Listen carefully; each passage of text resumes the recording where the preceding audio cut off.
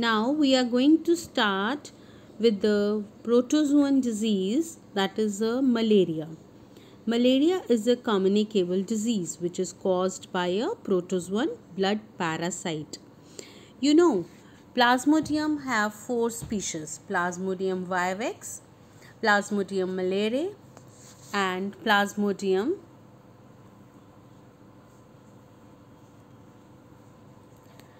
falciparum and Plasmodium ovale.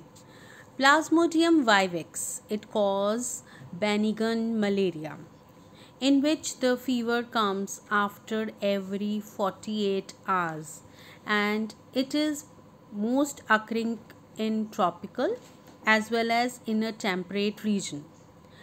Plasmodium malaria, it is called as a quartan malaria, and in this the reoccurrence occurs after every 72 hours, that is after every third day, and it do also occur in tropical and temperate region. Plasmodium ovale, that is a mild tertian malaria after every 48 hours, and it is mostly occurring in West Africa and South America.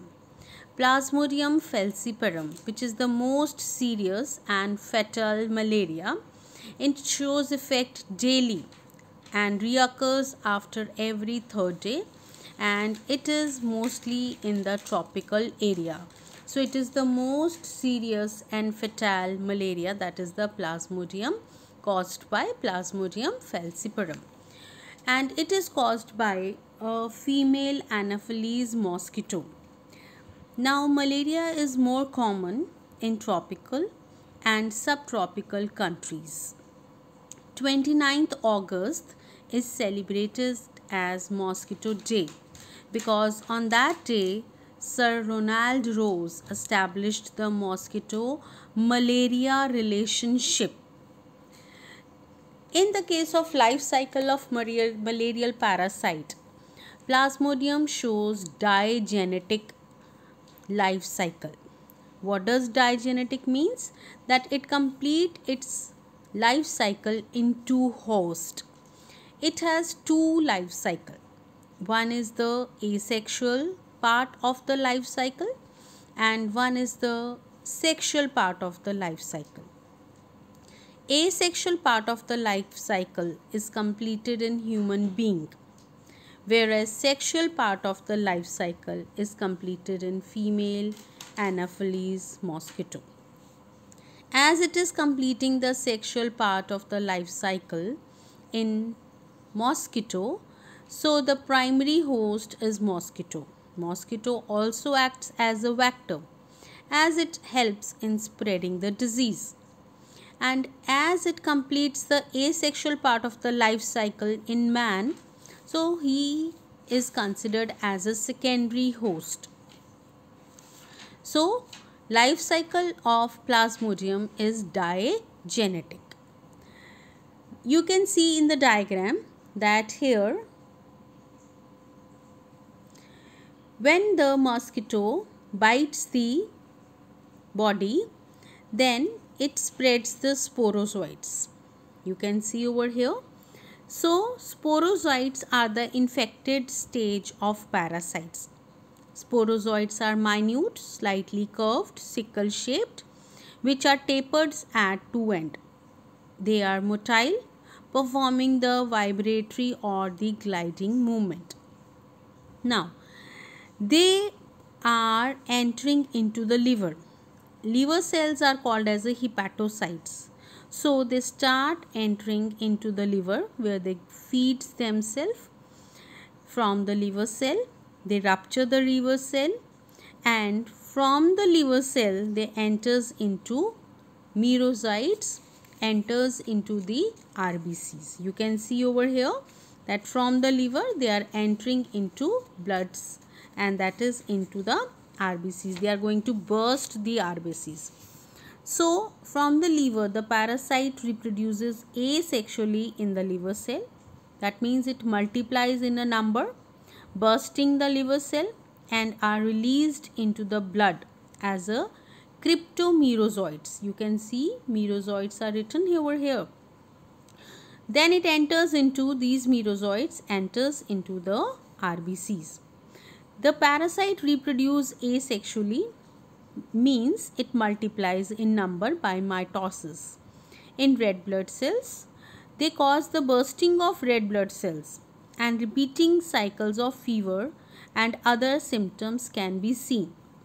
When it is infecting and bursting the red blood cells, it is feeding on the protein part of hemoglobin. You know, hemoglobin is made up of heme plus globin.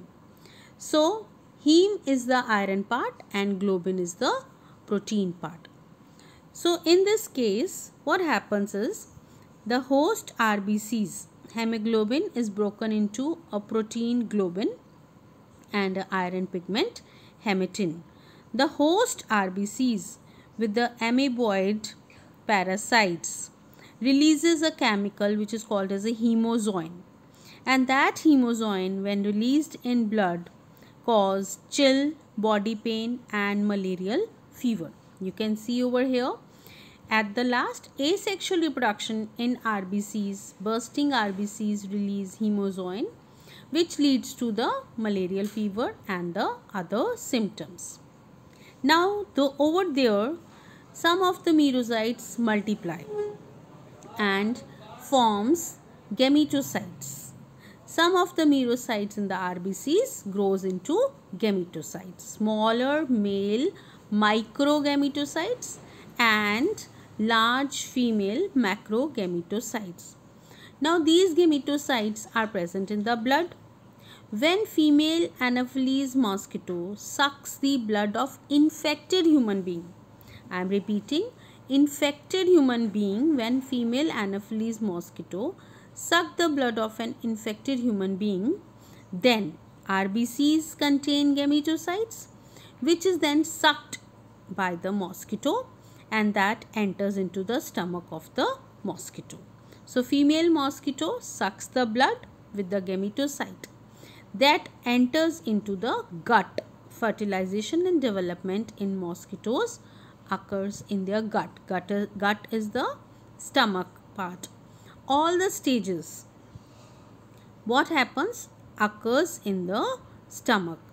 Now, there the fusion takes place, and there only the sexual reproduction takes place, and later on the diploid nucleus divides by meiosis and by the mitosis to produce sporozoites.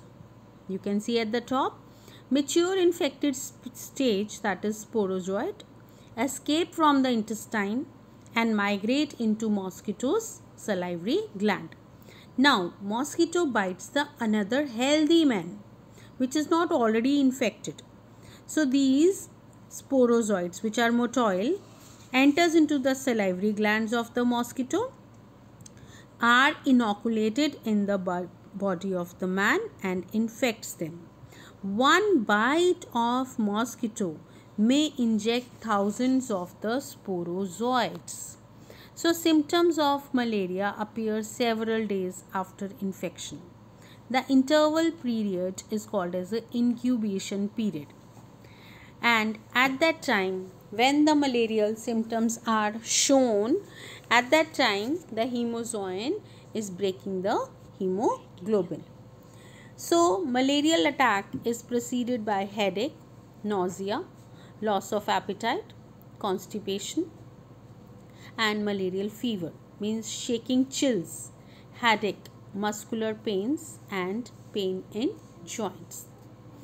How can we control malaria?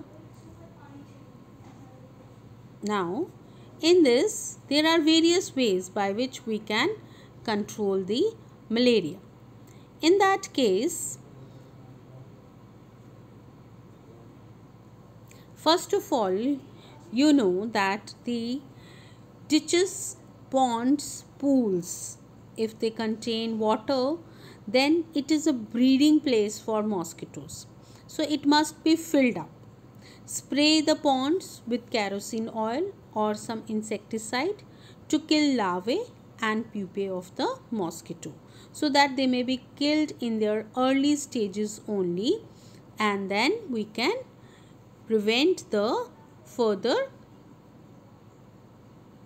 development of the adult mosquitoes. If the water of the ponds is to be used for drinking or some other domestic purpose, add larvacidal fishes, that is the Gambusia fish. That is the Gambusia fish. You can see over here. Here is the Gambusia fish.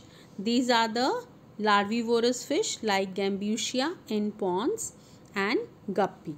These fishes or ducks or dragonfly, these fishes eat the larvae of the mosquito. Cover the drains or make underground drains to eliminate the breeding grounds of the mosquito. Spray suitable insecticides in the ditches, drains or in the swamp area. Remove unnecessary vegetation from and around the houses. And also provide doors and windows with wire and mesh. Insectivorous plants such as Utricularia, which are also natural enemies of mosquito larvae and pupae as they feed upon them. Keep the hands and feet covered in evening and night. Apply mosquito oil or insect repellent cream to the exposed part of the body at night. Use mosquito net while sleeping to avoid mosquito bites. Wire gauze of doors and windows to prevent entry of mosquitoes.